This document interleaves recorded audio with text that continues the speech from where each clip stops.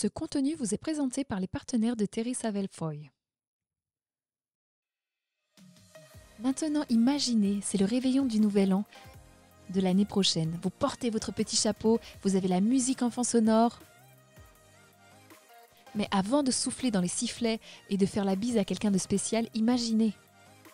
Vous vous tournez vers un ami avec un grand sourire et vous lui dites « Cela a été la plus grande année, la plus extraordinaire année de ma vie ». Que faut-il qu'il se passe pour que vous puissiez dire cela? Et je suis Teresa Foy, votre pom-pom girl de rêve. Je veux vous aider à gagner un énorme avantage en 2024 en faisant ce que je vais vous partager aujourd'hui. N'attendez pas fin janvier pour commencer, mais d'abord, laissez-moi vous raconter une histoire. Non, avant que je raconte l'histoire, je vais vous demander si vous nous aideriez à atteindre un objectif important cette année. Sur YouTube, nous nous sommes fixés un objectif d'atteindre 1500 abonnés français cette année et nous nous en rapprochons. Regardez le chiffre! Eh bien, quand les abonnés augmentent, YouTube met en avant nos vidéos devant un plus grand nombre de personnes et nous pouvons donc impacter avec des principes de réussite tirés de la parole de Dieu. Alors, pourriez-vous nous aider en devenant un abonné aujourd'hui et je tiens à vous remercier de l'avoir fait et de nous aider à changer des vies. Ok, alors écoutez cette histoire étonnante. C'est en 1997, un homme nommé Brian Scudamore qui avait une entreprise de débarrassage de déchets. Il était payé pour cela. Un jour, il est parti pour passer du temps seul et pour réfléchir à sa vision, son rêve et ses objectifs pour sa vie. Au lieu que la vie ne fasse que passer, que chaque année soit une répétition de l'année précédente, il s'est rendu dans un lieu de solitude pour penser. Il s'agit ici d'une clé. Il est allé dans la maison de vacances de ses parents, il s'est assis sur la terrasse et il a juste pris un stylo et du papier et s'est demandé que se passerait-il si je rêve à tout est possible. À quoi pourrait ressembler cette entreprise dans 5 ans? Brian a commencé à se poser ces questions. Et voici ce qu'il a écrit. Il a dit numéro 1, nous irons dans les 30 premières métropoles d'Amérique du Nord. Ils étaient seulement dans une d'entre elles. Il a dit nous serons les FedEx de l'enlèvement des déchets propres, des camions rutilants, des chauffeurs en uniforme et sympas. Et numéro 3, nous serons comme le McDonald's des déchets. Alors ce qu'il a fait, c'est qu'il a rendu sa vision claire. Il a commencé à fixer des objectifs spécifiques. Quand il l'a fait, les idées ont commencé à émerger et il a commencé à faire un brainstorming de sa vision. Maintenant, n'oubliez pas, cela se passe pendant la période de la campagne publicitaire Got Milk. Vous vous en souvenez peut-être. Ils ont poussé ce concept et il a appelé son entreprise 1-800 Got Junk. C'est devenu le nouveau nom de l'entreprise. Il a signé 53 contrats de franchise 1 an plus tard. Ils sont dans toutes les grandes villes des États-Unis, Canada, Australie et ont un revenu d'1/4 de milliard de dollars. Juste en transportant des déchets? Voici ma question. Que pourrait-il se passer pour votre vie en 2024 si vous preniez le temps de rêver, de penser? Autorisez-vous à rêver et passez à l'étape suivante. Écrivez-les. C'est l'une des habitudes des coulisses des personnes les plus prospères au monde. Remarquez, Brian s'est retiré. Il est parti quelque part seul. J'appelle cela l'avantage de la solitude. Et bien sûr, c'est le titre de mon tout nouveau livre et je voudrais vous dire un énorme merci à tous ceux d'entre vous qui ont précommandé ce livre. C'est l'un de mes plus grands rêves qui se réalise. J'ai prié pour cela pendant des années. Nous sommes numéro 1 sur Amazon dans 4 catégories, numéro 1 sur Barnes Noble dans les précommandes. Je n'ai jamais eu rien de tel pour mes livres. Alors merci beaucoup. Je ne peux même pas vous dire à quel point je suis reconnaissante pour cela. Et si vous n'avez pas précommandé le livre, laissez-moi vous dire pourquoi tant de gens l'ont précommandé. J'ai filmé 10 vidéos bonus révélant les 10 habitudes que les personnes qui réussissent font derrière leur porte fermée.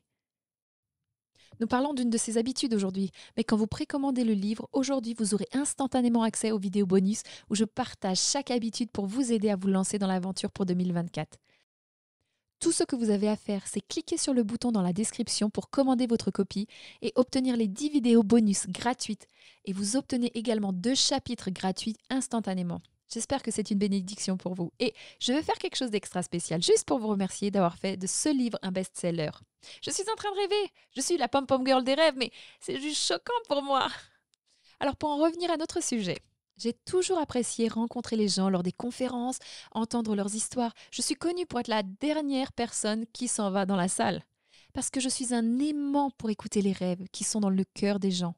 C'est une autre raison pour laquelle je suis la pom-pom girl des rêves. Mais une phrase que j'entends souvent, les gens me disent après m'avoir entendu parler lors d'une conférence, « Terry, Je n'ai pas de rêve ou je ne sais pas quels sont mes rêves et mes objectifs. Et je comprends, parce que c'est exactement là où j'étais en 2002 quand j'ai eu mon réveil. Mais récemment, une jeune mère est venue me voir et elle m'a dit: J'adore ce que vous faites et tout ce que vous dites, mais j'ai une question pour toi. Toute ma vie, mon rêve a été de me marier, d'avoir des enfants et de fonder une famille. Et elle m'a dit: C'est ce que j'ai. Je suis comblée. Donc, mon rêve, qu'est-ce que je fais maintenant?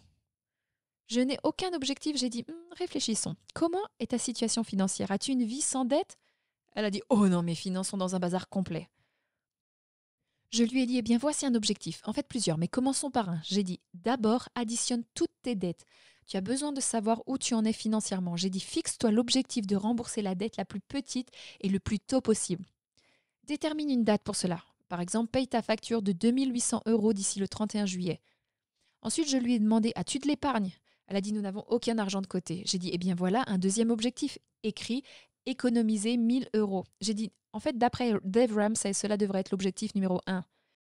Avant même de commencer à rembourser ta dette, si ta voiture tombait en panne ou si tes enfants avaient un rendez-vous chez le dentiste, tu devrais avoir au moins 1 000 € d'argent d'urgence de côté.